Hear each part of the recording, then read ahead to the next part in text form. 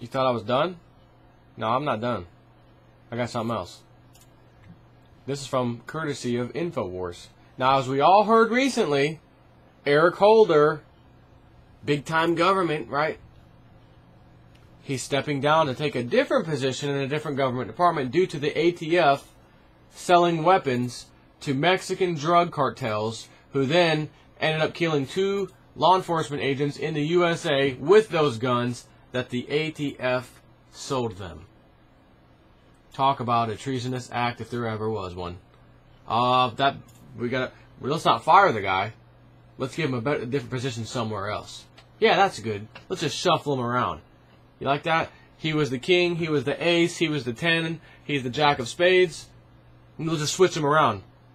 Now he'll be the king, this guy will be the jack, he'll be the 10. Does it really matter? Same damn cards, right? That's the point of this. So here we go. You thought that was the only story from the ATF? You thought that was it? Oh no. This is apparently a national program. Gun rights advocate David Codrea is reporting that he has obtained documents that show the ATF and FBI allowed straw purchases of firearms in Indiana that were later traced to crimes. The Indiana gun runner scheme surfaced when an Indiana gun dealer received a demand letter dated February 14, 2011 for records information from the National Tracing Center that an unusually high number of traces of new crime guns had been linked to him. Unusually high number of traces of new crime guns had been linked to him, or this place. The letter demanded that the dealer comply with all records requests within 30 days of receipt of the letter. In a March 10, 2011 response from the law firm Kettlinger and Gray, and attorney Brent R. Whale informed a Mr. Charles J. Hauser, chief of the National Tracing Center, the following. Specifically, my client participated with and cooperated in certain law enforcement operations during 2009 and 2010 at the behest of ATFE enforcement officers from Evansville, Indiana office, specifically Agent Kevin Whitaker, and in the course of doing so, followed their instructions regarding the completion of certain transactions and the delivery of firearms to purchasers who did not clear the standard NICS, which is the National Instant Check System, background check, and were suspected of being involved in the purchase and transportation of handguns out of the state despite passing NICS's background checks. So he says apparently, this is I guess the article now, apparently the National Tracing Center wasn't aware that the dealer had participated with and cooperated in certain law enforcement operations during 2009-2010 dealing with the ATF.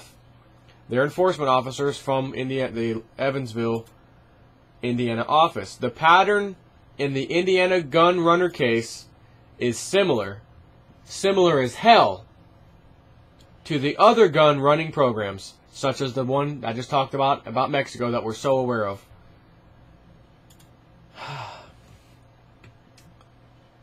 ATF agents, with the help of the FBI, ran background checks. The check system, NICS, allowed straw purchases of firearms to disqualified persons, mainly connected to gangs. So they would see those names come up. Oh, we know who that guy is. Yeah, tell him it's clear. Boom. Yeah, he's clear. He can have a firearm. Okay, here you go, sir. Here's your firearm. Gave it to a gang member. Normally, that background check flagged him. He's a gang member. Absolutely not. Can't have a gun. But the FBI's there. Oh, yeah, no. We want him to have a gun. For whatever reason. Okay. Tell him it's okay. Yes, sir. Sell him the gun. Okay. Have a nice day. Again, which alphabet agency is behind this? Again, the ATF. As usual. Who is behind the Waco thing in Texas back in the 90s. That would have been the ATF also. So when they tell us, oh, we were fired upon first by these allegedly peaceful religious people, makes you wonder, doesn't it? Matter of fact, I don't have to wonder, since I know government so damn well now, and this is the second story, here we go, ATF again, caught red-handed, giving the bad guys guns, for God's sakes. Do you really think these Christians, whatever, I don't even know what religion they were, to tell you the truth, from Waco, we were told they fired on the people, on the law enforcement first. You know that's a crock of shit. You already do. It's automatically guaranteed. Let me give you an example of why. Where I work, we sell Avaya phone systems. And ever so often, I'll get a phone call from one of the people in the sales department. Hey, I can't get on the Avaya website. I go to click on this and get some kind of error. Are we having any kind of internet problems? This is my response. Which site did you go to? Did you say Avaya's? Yes. Basically, they didn't even need to call me. We already know it's Avaya's crappy website. Done. End of discussion. So, hold on a second. I'll verify. Yeah, it's the site. Okay, thanks. Bye. You know, because you can't just write everything off. But I already know in advance it's that website. So, just like this, when you hear a story like this, you will come to the conclusion after researching this stuff, if you spend any kind of amount researching it, like I do, you will automatically come to the conclusion before you've even seen any evidence. You don't even need to see the evidence anymore. Just like you wouldn't need to see evidence of a guy in a major gang, head of a gang, with a rap sheet this long, a mile long, for all kinds of stuff, been in and out of prison his whole life, and then he's caught red-handed trying to rob somebody, and the first thing you hear out of the news is, hey, we caught this such-and-such gang guy. You know who we're talking about. Gang kingpin guy trying to rob a bank or something. You already know it's true. You don't have to even look at the evidence. I mean, really, you just know.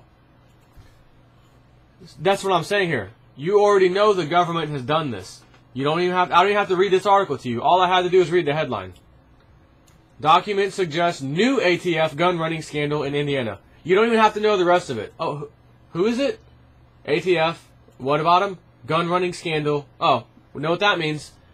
Our guys who are supposed to be protecting us, protecting the country, keeping our rights intact, freedoms, etc., are out there selling guns to the bad guys, specifically targeting the bad guys that they already have a rap sheet on. They know who they are. Let's give them the guns. And here I am reading this crap about Bloomberg in New York. We need stricter gun control laws here, man. We just had some major violent crimes with 34 in the past month or week or whatever it was.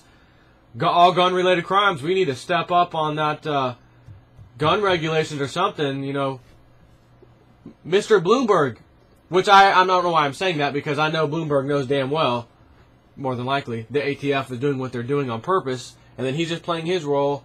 Yeah, we need gun, it's going to lead to gun confiscations of what they're after. So here he is crying the blues. We need gun rights chopped up even more in New York, because look at all these crimes committed by these people, 34 in the last week or month or whatever it was. Well, guess what? Half of the guns were probably given to them idiots by the freaking ATF. How about that, Bloomberg? And if not, what does taking guns away from everybody do to criminals? It lets the criminals know, I'll go out of the state or go somewhere else and get guns, come back in the state, and I know these law-abiding citizens that I'm just going to pick left and right. Boy, I'm going to be making some big money. They can't defend themselves. They don't have guns. They're not allowed to have guns. But I do. I'm a criminal anyways. If I get caught doing anything, I'll go to prison. So why do I care if I get caught with a gun? I'm going to prison anyway. You can't get the death sentence for having a gun. So in their mind, I'm going to go rob everybody till I get caught. And know that they can't do nothing about it. They can't protect themselves. But again, that's only if this was a legitimate 34 people, guns off the street, whatever.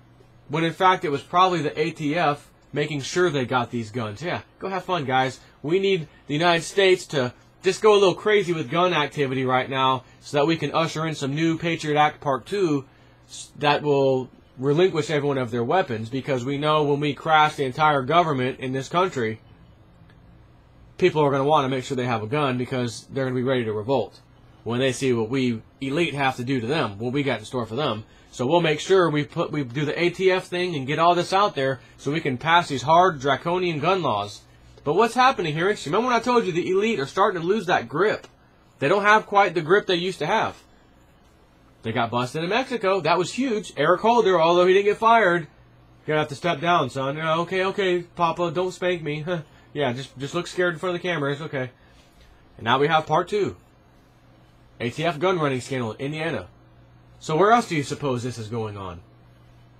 Well, the ATF is pretty much everywhere. They're in downtown Tampa. I used to have a server down at one of the data centers in downtown Tampa. And on my way up to go there, drop it off or whatever I had to do, maintenance or something on it every now and then, I see the ATF door stickers on the doors in one of the hallways. Oh, ATF's in this building. Interesting. So maybe by chance is the ATF in Tampa, Florida, doing the same crap under the radar? Chances are, more than likely, yes. Due to the stories I'm reading you. No other reason. So there's them trying to just dismantle our country more. And as I said, they know that all bad things like this, countries being dissolved and the currency destroyed, pretty much always will lead to some type of civil war, civil unrest. Just incredible. And not really, civil war is not really the right word. It's more like revolution, because shouldn't be the people against the people. It'd be the people against the government. So they need something out there to grab guns. Fail first time, Mexico, epic fail, and now we have fail number 2 right here in Indiana. I'm going to go ahead and venture and say there's no longer a chance in hell, a shadow of a doubt, a shadow of a chance that they'll be able to successfully pass some kind of law to take guns away from people. No way. Ain't gonna happen. Anyways, that's it. And yes, this is my last video today. Have a nice day.